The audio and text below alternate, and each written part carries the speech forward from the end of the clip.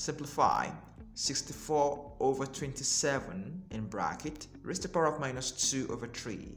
Okay, now we're having a fraction as our base, and we're having a negative fraction as our index. Okay, now the first thing I want you to do is to get rid of that negative sign.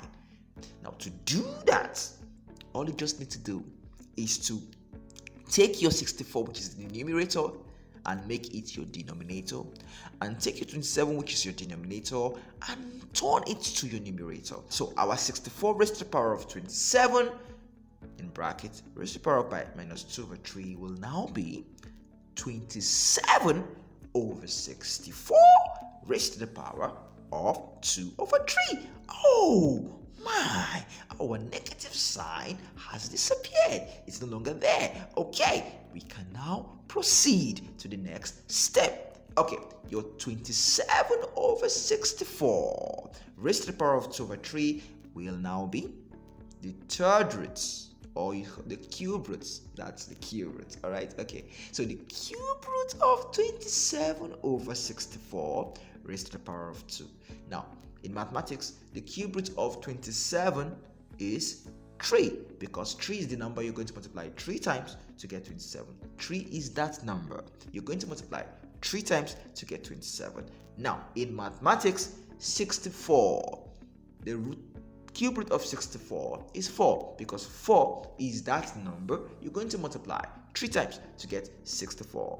Take note. So our 27 over 64 is now going to be 3 over 4.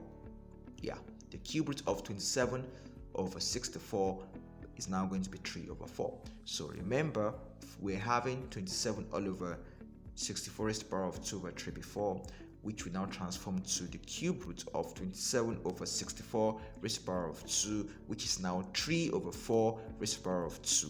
Now in mathematics, 3 over 4 raised to the power of 2 is the same thing as saying 3 times 3 over 4 times 4, because that power 2 means you to multiply the numbers in the brackets by themselves. So 3 times 3 is going to give you 9, and 4 times 4 is going to give you 16, and so we're now going to be having 9 over 16.